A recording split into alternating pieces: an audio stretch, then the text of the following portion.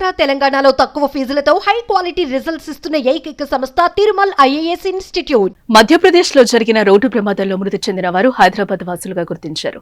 మొదట ఏపీ ప్రాంతానికి చెందినట్టు వార్తలొచ్చినా వారి గుర్తింపు కార్డులు పరిశీలించడంతో హైదరాబాద్ లోని నాచారం ప్రాంతానికి చెందిన వారిగా తేలింది.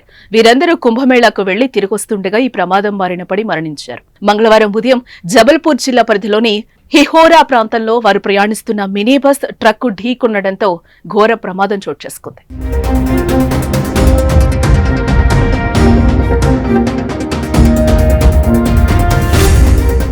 సిమెంట్ లోడుతో వెళ్తున్న లారీ హైవేపై రాంగ్ రూట్లోకి రావటం వల్ల ఈ ప్రమాదం జరిగినట్లు ప్రత్యక్ష సాక్షులు చెప్తున్నారు. ఘటనా స్థలంలోనే 7 ప్రాణాలు కోల్పోగా మరికొందరు మినీ బస్సులో చిక్కుకుపోయారు. స్థానికులు అప్రమత్తంగా వ్యవహరించి చిక్కుకుపోయిన వారిని బయటకు తీశారు.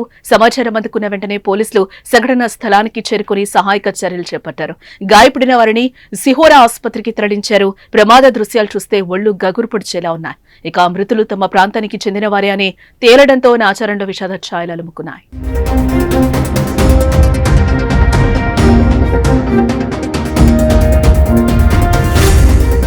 మహాకుంభమేళాకు తెలుగు రాష్ట్రాల నుంచి భారీగా భక్తులు తరలి వెళ్తున్నారు. ఏపీ, తెలంగాణ నుంచి సుమారు 10 లక్షల మందికి పైగా వెళ్లనున్నట్లుగా అంచనా వేసి రైల్వే శాఖ స్పెషల్ ట్రైన్స్ నడుపుతోంది. జనవరి 8 నుండి మార్చి 1 వరకు దక్షిణ మధ్య రైల్వే ప్రత్యేక రైళ్లు అందుబాటులో ఉన్నాయి. ఇప్పటికే లక్షలాది మంది వెళ్లి క్షేమంగా వెళ్లొచ్చారు.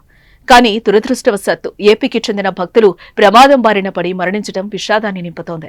మరోవైపు దేశం నలుమూలల నుంచి మహాకుంభమేళాకు భక్తులు పోటెత్తుతున్నారు. ప్రయాగ్రాజ్ వెళ్లే మార్గంలో భారీగా ట్రాఫిక్ జామ్ ఏర్పడుతోంది. సుమారు 300 కిలోమీటర్ల మేర వాహనాలు నిలిచిపోతున్నాయి. హైవేపై భారీ ట్రాఫిక్ జామ్ కారణంగా ముందుకు వెళ్లలేక వెనక్కి తిరిగి రాలేక జనం అవస్థలు పడుతున్నారు.